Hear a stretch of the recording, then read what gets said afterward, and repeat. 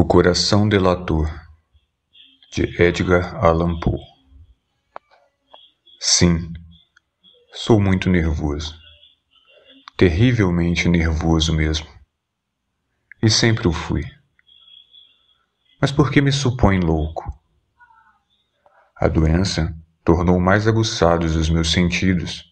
Não os destruiu, não os embotou. Mais do que os outros, tenho uma audição aguçadíssima. Ouço admiravelmente bem todos os sons produzidos no céu e na terra. Tenho ouvido até muitas coisas do inferno. Como posso, pois, ser um louco? Atenção! Reparem bem com que perfeita lucidez, com que tranquilidade de espírito eu vou contar-lhes toda a história. Ser-me-ia completamente impossível dizer-lhes como, primitivamente, a ideia entrou no meu cérebro.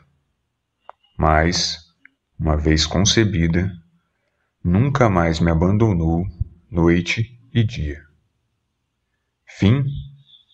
Não tinha algum.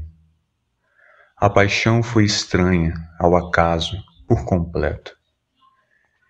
Eu estimava deveras o pobre velho, que nunca me fizera o menor mal, que nunca me insultara, nem mesmo invejava o seu dinheiro. Creio que foi o seu olho. Sim, foi isso, de certo. Um dos olhos dele parecia os de um abutre, um olho azul claro, recoberto por uma película nevoenta. Cada vez que esse olho me fitava, sentia gelar-me o sangue, e assim, lentamente, por graus, muito gradualmente, introduziu-se na minha mente a ideia de arrancar a vida do velho para dessa forma me livrar para sempre daquele olho.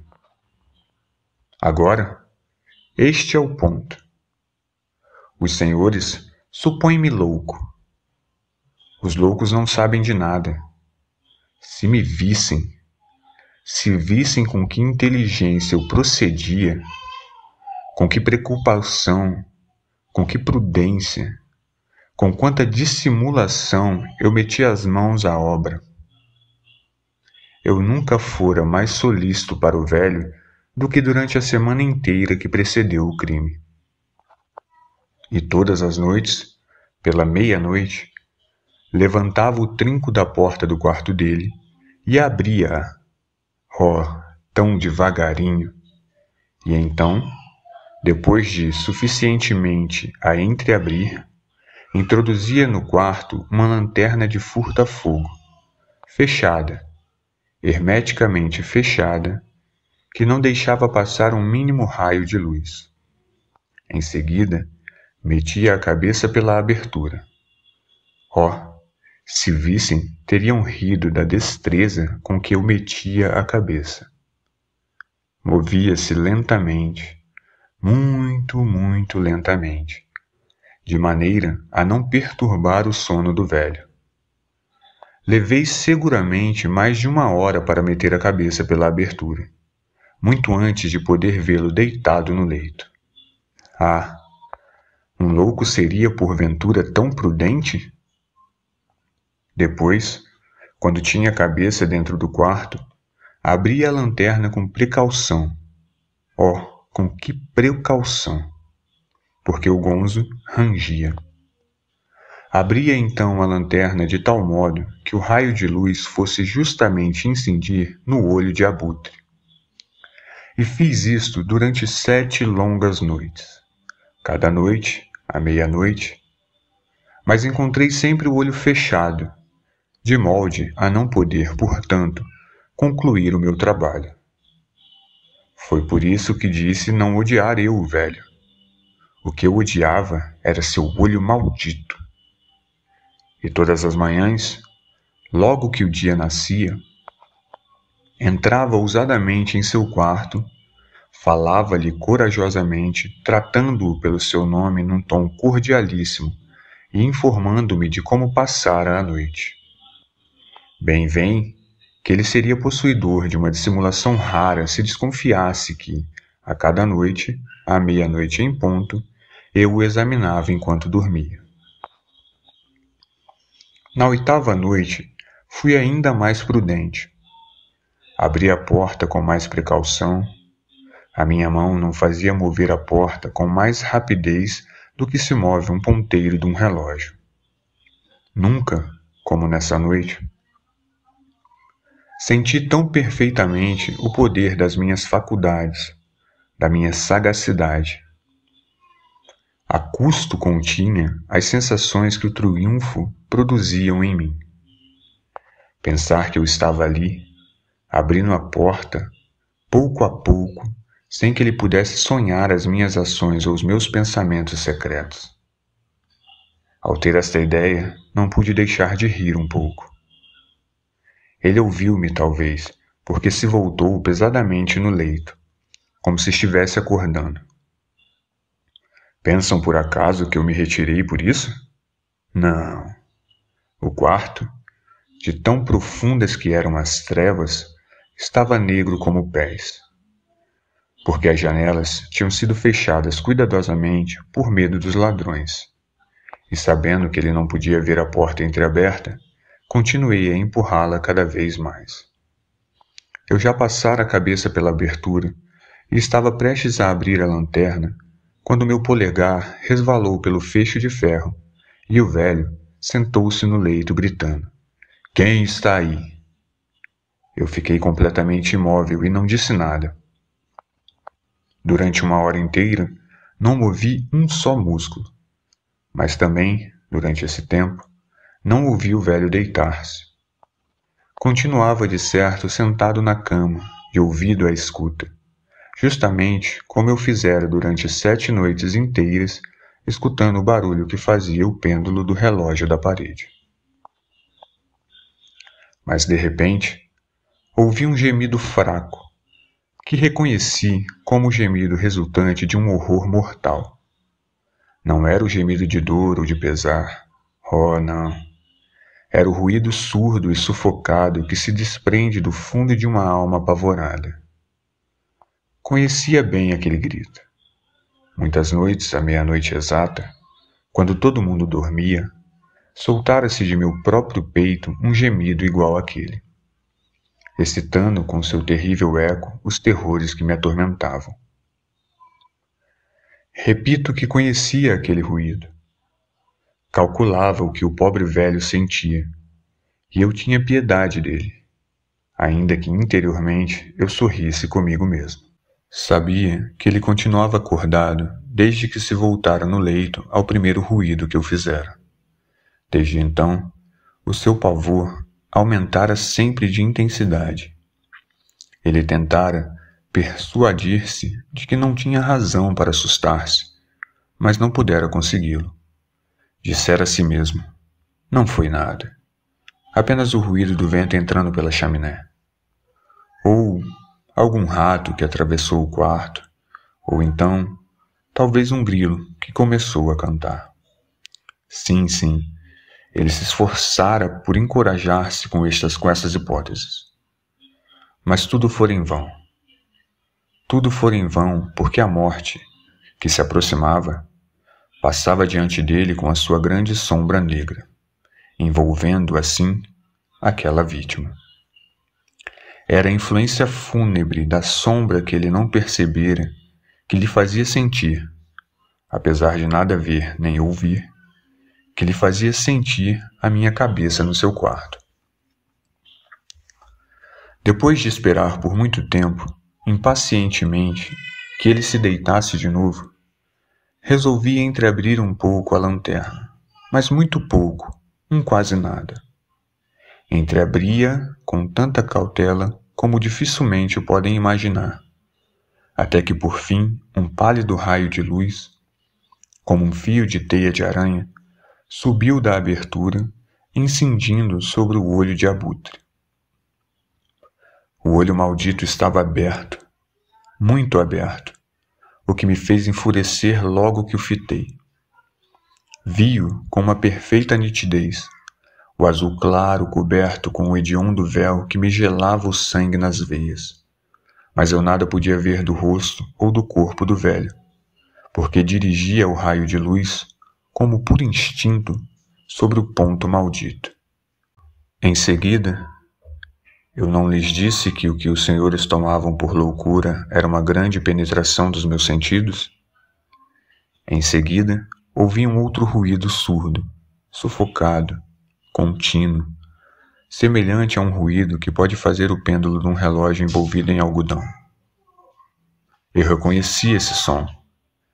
Era o bater do coração do velho. Esse som aumentou o meu furor, como o rufar do tambor aumenta a coragem de um soldado. Mas contive-me ainda, e continuei ali, sem me mexer. Somente respirava, conservando a lanterna imóvel para que o raio de luz saído dela continuasse a iluminar o olho maldito. Entretanto, o infernal bater do coração era cada vez mais forte, a cada instante mais precipitado. O terror do velho devia ser extremo. O bater do coração, eu disse, era cada vez mais forte, de instante para instante. Repararam bem em tudo que eu lhes disse? Então devem lembrar-se que lhes declarei ser excessivamente nervoso, e com efeito, eu o sou.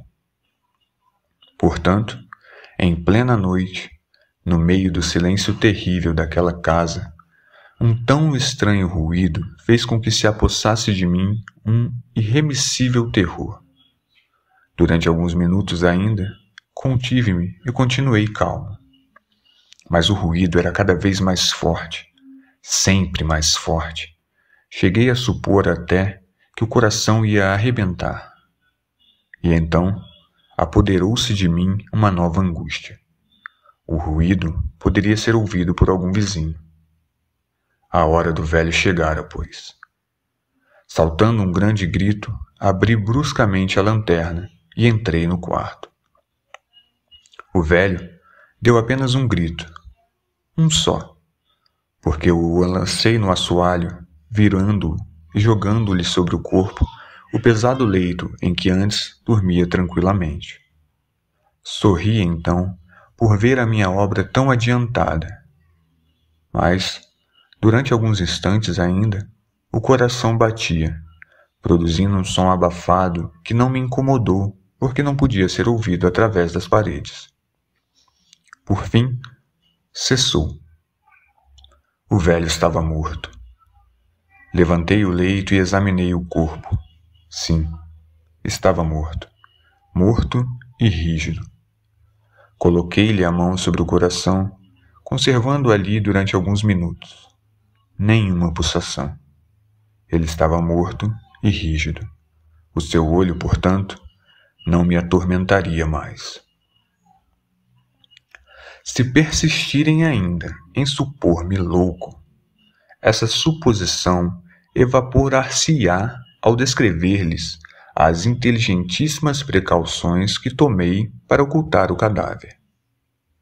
A noite avançava. Comecei, pois, a trabalhar apressadamente, mas em silêncio. Cortei-lhe a cabeça, depois os braços, depois as pernas. Em seguida, despreguei 3 tábuas do assoalho e meti todas as partes do cadáver pelos buracos que elas tinham deixado. Depois, preguei de novo todas as tábuas tão habilmente, tão desveladamente, que nenhum olho humano, nem mesmo o dele, poderia descobrir no assoalho o mínimo sinal de que tinham sido levantadas. Não havia o que limpar, nenhuma mancha, nem um pingo de sangue. Procedera muito prudentemente para deixar qualquer vestígio. A tina em que cortara o cadáver absorvera todo o sangue. Quando acabei a minha obra, pelas 4 horas da madrugada, a escuridão era tão profunda como a meia-noite. No momento exato em que o relógio dava 1 hora da tarde, bateram à porta da rua. Desci para abrir alegremente, porque nada tinha a temer dali em diante. Entraram 3 homens que, com toda delicadeza, apresentaram-se como agentes de polícia. Um vizinho ouvira um grito na noite anterior, o que levantara a suspeita de que um crime teria sido praticado. Como fizera a respectiva denúncia no comissariado de polícia, tinham ordenado àqueles senhores que revistassem a casa. Ao saber qual o fim dos policiais, sorri, pois o que eu tinha a temer? Declarei-lhes que sentia um verdadeiro prazer em lhes falar, e disse-lhes que o grito ouvido pelo tal vizinho fora eu que o soltara durante um sonho. O meu velho patrão, acrescentei, partira para uma viagem. Depois desta explicação, mostrei toda a casa aos policiais, convidando-os a procurarem bem. Por último, eu os conduzi ao quarto dele e mostrei-lhes todos os tesouros do velho, perfeitamente intactos. No entusiasmo de minha confiança, instei os policiais para que se sentassem, para que descansassem um instante. E com a louca audácia de um triunfo completo, puxei uma cadeira e sentei-me, depois de tê-la colocado exatamente sobre as tábuas que cobriam o corpo da vítima. Os agentes de polícia estavam satisfeitíssimos. A forma clara e precisa com que eu os fizera as declarações convenceu-os. Senti-me singularmente à vontade. Sentaram-se e começaram a falar coisas triviais, às quais eu respondia alegremente. Pouco depois, senti que empalidecia e só pensei em me livrar deles. Sentia insuportáveis dores de cabeça e grandes badaladas nos ouvidos, mas os policiais continuavam sentados, sempre falando. As badaladas não acabavam e, pelo contrário, eram cada vez mais distintas. Comecei a falar mais alto para me livrar daquela sensação, mas as badaladas persistiam, tomando um caráter tão puramente definido que, por fim, percebi não se produzir sem os meus ouvidos. Eu estava muito pálido, sem dúvida, mas falava sempre, levantando a voz cada vez mais. O som aumentava sempre. O que eu podia fazer? Era um ruído surdo, sufocado, frequente, semelhante ao ruído que pode fazer o pêndulo de um relógio envolvido em algodão. Eu respirava a custo. Os policiais nada tinham ouvido. Conversei com mais verbosidade, com mais veemência, mas o ruído aumentava incessantemente. Levantei-me e comecei a questionar sobre ninharias, indo de um lado para o outro, com violentas gesticulações. Mas o ruído aumentava sempre. Por que eles não queriam ir embora? Eu passeava desesperadamente pelo quarto, a grandes passadas, batendo surdamente com os pés no chão, como que exasperado pelas observações de meus contraditores. Mas os ruídos cresciam regularmente. Oh Deus, o que podia eu fazer? Enraivecido, espumava, praguejava. Movia em todos os sentidos a cadeira em que de novo me sentara, fazendo-a ranger sobre a tábua. Mas o ruído aumentava sempre, crescia indefinidamente, tornava-se, de instantes para instantes, mais forte, sempre mais forte. E os policiais sorrindo e palestrando alegremente. Seria possível, porventura, que eles nada ouvissem? Deus onipotente! Não, eles ouviam, eles suspeitavam, eles sabiam, eles se divertiam com meu terror. Foi isto que supus. E ainda é isto que suponho. Nada mais intolerável para mim que aquela descarada zombaria. Não podia mais suportar aqueles sorrisos hipócritas. Senti que, para não morrer, precisava gritar. E agora ainda não ouvem. Escutem, mais alto, sempre mais alto.